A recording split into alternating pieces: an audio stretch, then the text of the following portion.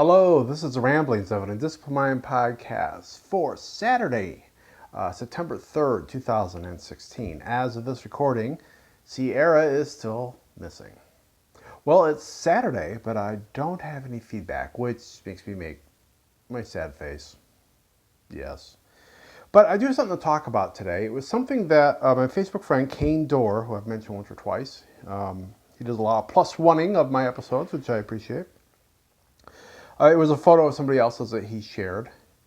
The backstory on this is that in 1931, 14-year-old Forrest J. Ackerman wrote a letter to Edgar Rice Burroughs, author of Tarzan, informing him of an argument he had with his teacher regarding Edgar's books. And you can tell a lot from the response as far as what was in Forrest's letter. So I'm going to read what's posted here is Edgar Rice Burroughs' response to Forrest. And I'm going to read it. It's not very long. I'm going to read it in its entirety. So it's dated August 27th, 1931. My dear Forrest, thanks for your letter. Tell your teacher that, though she may be right about my stories, there are some 50 million people in the world who will not agree with her, which is fortunate for me, since even writers of garbage can literature must eat. My stories will do you no harm. If they have helped to inculcate in you a love of books, they have done you much good. No fiction is worth reading except for entertainment. If it entertains and is clean, it is good literature of its kind. If it forms the habit of reading in people who might not read otherwise, it is the best literature. Last year, I followed the English course prescribed for my two sons who are in college. The required reading seemed to have been selected for the sole purpose of turning the hearts of young people against books. That, however, seems to be a universal pedagogical complex to make the acquiring of knowledge a punishment rather than a pleasure. Again, thanking you for your letter. I am very sincerely yours, Edgar Rice Burroughs. And the reason why that struck a chord in me is I was probably a sophomore in high school, sophomore, junior, somewhere in there. And I was taking some sort of English course. It might have been a literature course. I do not recall. It's a long time ago. And, I was, at that point, I was exclusively reading science fiction. That was all I would read. And this teacher, who wasn't necessarily a teacher that I especially liked or respected, overly much, to a special degree or anything. I mean, she was all right, but she wasn't one of the ones I hated, but she also wasn't one of the ones that I loved. So, but I must have brought a book to class one day, whatever I was reading at the time, and she turned up her nose at it and made some comment like, if all you're doing is reading for fun, then it's a waste of your time. You shouldn't be doing it. And that had two reactions in me. The first one was frack you. I'll read what I want to read. And it really kind of pushed me away from doing any serious reading other than, if it's assigned for a class, obviously, then you have to do it. But anything else, it was just like, no way. I am reading for entertainment. And if you don't like it, tough peanuts. I don't really care what you think. But at the same time, it also instilled in me a little bit of guilt that all I'm doing is reading for pleasure. And it took a while for that to go away. It did eventually go away, but it did take a while for that to go away. And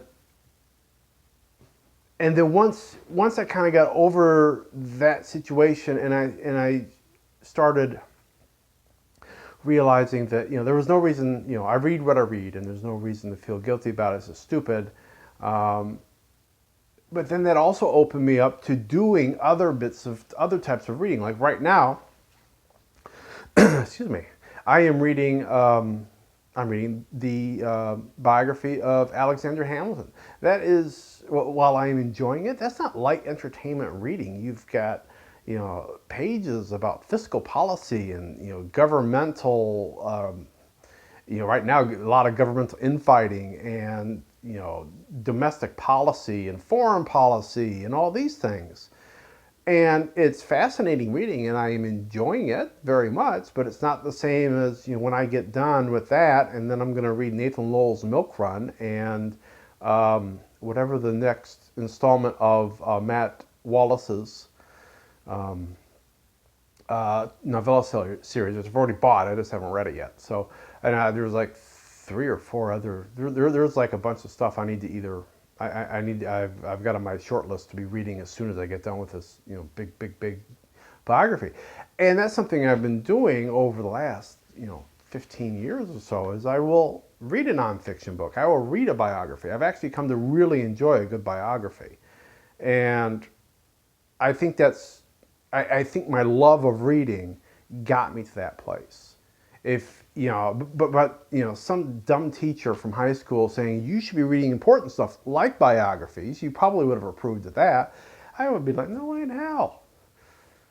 So I just, that letter struck a nerve in me because I feel like I had an exchange that was fairly similar. And that was 1931. For me, it would have been, probably like 78, 79. It's just like, any reading is good reading. One of the things that was really cool about the Harry Potter craze was that you heard stories of kids that had zero interest in reading. All of a sudden were reading voraciously because they read Harry Potter and said, oh, this is great. What else is there? And of course, there's a whole universe of what else is out there. And so it made a lot of readers out of kids and people that were not readers before. And that cannot be understated. That's probably the most important thing that J.K. Rowling did with that series, is introduce people to reading, that it can be a pleasurable activity. Because the reading you do in school generally isn't pleasurable. If you're reading Moby Dick, I've read Moby Dick. You're not having fun much. I haven't read something like War and Peace, but from what I heard, some things are school reading are fun. I did enjoy, air quotes, 1984 by Orwell. I don't really want to say enjoy it. Like, I love that society. I want to live in it. No, thank you. Although in a lot of ways we do. But yeah, I think it's important that people get that. And whatever, if reading Tarzan gets you there, if reading science fiction gets you there, if reading Harry Potter gets you there, then that's the important thing. And maybe when you're in high school or you're in grade school, you're just reading easy stuff like Harry Potter. But that, if you've got that reading habit and you can carry that into your adult life, you will, you've got the ability then to branch out and, read important works, read the classics, read biographies, read, whatever. And that's a better foundation for your reading life than forcing, high school age and lower to say, here's this big, thick biography of George Washington, read it. That's the kind of stuff you should be reading. What's going to happen? They're going to read what they have to read for class, and they'll move on. They won't bother, reading for pleasure. And that's kind of sad. That's kind of sad. You got to wonder what the publishing industry would be like today if more people read. There's a thought. Ooh. Anyway, that's what I thought I'd talk about today, since I have no feedback. Hopefully I'll have some for next Saturday. But at any rate, Monday is a holiday here in the U.S.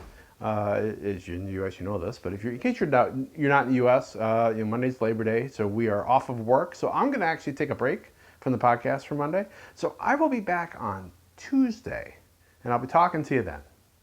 So be seeing you.